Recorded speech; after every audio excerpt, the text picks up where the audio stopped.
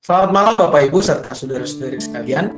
Marilah sebelum kita mengakhiri aktivitas kita di hari ini, kita renungkan sebuah firman Tuhan yang diambil dari 1 Korintus 13. 1 Korintus 13 ayatnya yang pertama hingga ayat ke-13, demikian bunyi firman Tuhan.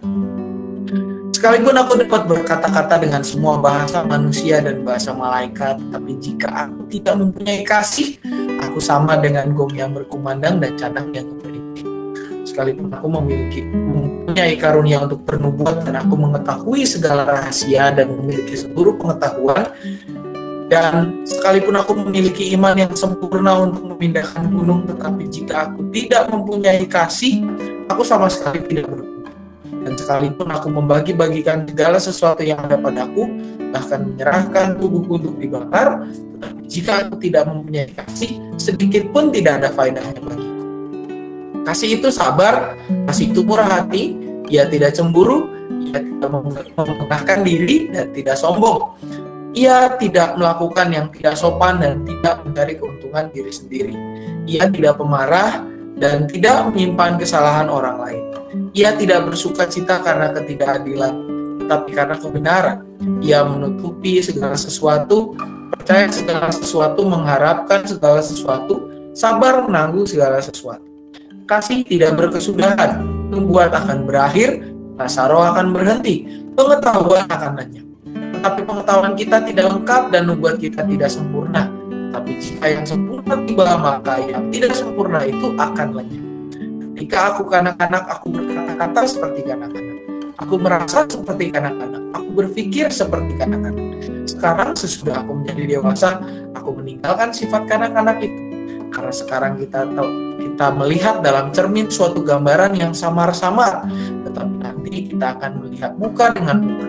Sekarang aku hanya mengenal dengan tidak sempurna, tetapi nanti aku akan mengenal dengan sempurna, seperti aku sendiri. Demikianlah tinggal ketiga hal ini, yaitu iman, pengharapan, dan kasih, dan yang paling besar diantaranya ialah kasih. Umat yang dikasih oleh Tuhan Yesus Kristus, tentu teks 1 Korintus 13 ini merupakan sebuah teks yang sangat familiar buat kita semua, apalagi membicarakan tentang kasih, sebuah hal yang sangat mendasar di dalam kehidupan Kristen. Sebuah konsep yang benar-benar menjadi inti dari iman Kristen. Sebab karena kasih-Nya kepada kita, Tuhan mengaruniakan anaknya yang tunggal. Tetapi Bapak Ibu, terkadang konsep kasih ini kita hanya maknai sebagai sesuatu hal yang di atas saja, sesuatu hal yang hanya di permukaan. Terkadang kasih menjadi sesuatu yang blur, sesuatu yang samar-samar, tersamarkan dengan konsep yang namanya permakluman. Sebuah konsep yang jauh dari kasih. Kita memaklumi sesuatu terkadang dianggap seperti bentuk kasih kita terhadap sesuatu. Paulus tentu tidak sependapat dengan hal ini, karena yang namanya kasih adalah sesuatu yang hidup, sesuatu yang kalau kita perhatikan di sini, ia tidak bersuka cita karena ketidakadilan, tetapi karena kebenaran. Sesuatu hal yang mendasarkan dirinya kepada kebenaran, bukan kepada permakluman.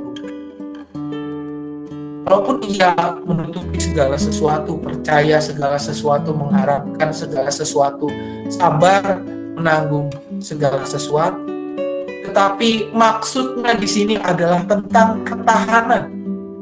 Ketahanan kasih di dalam menghadapi segala situasi yang ia hadapi. Dalam terjemahan bahasa Indonesia masa kini ayat 7 diterjemahkan sebagai ia tahan menghadapi segala sesuatu dan mau percaya akan yang terbaik pada setiap orang. Dalam keadaan yang bagaimanapun juga, orang yang mengasihi itu tidak pernah hilang harapannya dan sabar menunggu segala sesuatu. Ini menekankan bahwa kasih yang menjadi inti dari iman Kristen adalah suatu hal yang bukan memaklumi, tetapi sesuatu hal yang berkekuatan, suatu hal yang punya tenaga, punya power. Bukan sesuatu hal yang ya sudahlah, kita mengasihi, begini dan seterusnya. Tetapi sesuatu yang bertenaga, sesuatu yang menggerakkan kita, memampukan kita untuk tetap melihat potensi terbaik dari orang lain. Melihat hal terbaik, melihat sesuatu potensi positif dari seseorang. Melihat hal-hal baik dan bahkan menggali hal-hal baik tersebut untuk juga dimanfaatkan demi kepentingan bersama. Kasih adalah sesuatu hal yang memampukan kita untuk melihat tidak hanya dari satu cara pandang, tetapi dari dua cara pandang atau lebih. Karena kasih kita kepada orang. Karena kasih Tuhan kepada kita, Ia mampu dan Ia mau mengaruniakan anaknya yang tunggal untuk keselamatan kita. Kasih adalah sesuatu yang menggerakkan dan sesuatu yang berkekuatan tinggi, bahkan kekuatannya tidak berkesudahan. Dari itu di dalam penutup dari 1 Korintus 13 ini Paulus mengatakan demikianlah tinggal ketiga hal ini, iman, pengharapan, dan kasih. Dan yang paling besar di antaranya ialah kasih. Sebab kasih adalah sesuatu yang berkekuatan, sesuatu yang punya tenaga, sesuatu yang menggerakkan dan bahkan ia tidak berkesudahan. Kasih yang benar adalah kasih yang menggerakkan orang lain dan juga menggerakkan setiap kita para pelaku kasih itu untuk mencapai yang terbaik, menggali potensi terbaik, mengembangkan diri, terus-menerus hidup sesuai dengan firman Tuhan, mendekatkan diri kepadanya, dan mengaktualisasikan iman kita di dalam kehidupan keseharian kita. Pertanyaan untuk kita renungkan Bapak Ibu, sudahkah konsep kasih kita berdasarkan 1 Korintus 13 ini, berdasarkan akan kasih Allah yang mengasihi kita, melihat sesuatu yang baik dari kita, atau konsep kasih kita masih bertahan pada konsep permakluman dan menjadikan kata kasih hanya sebagai sebuah tutupan, sebuah pengalihan bahwa sebenarnya yang kita lakukan adalah bentuk permakluman, bukan kasih yang utuh, kasih yang menggerakkan orang untuk mencapai potensi terbaik. Apakah kasih kita hanya sekedar di mulut saja, atau sudah benar-benar kita hidupi secara nyata dalam hidup kita? Mari kita berdoa.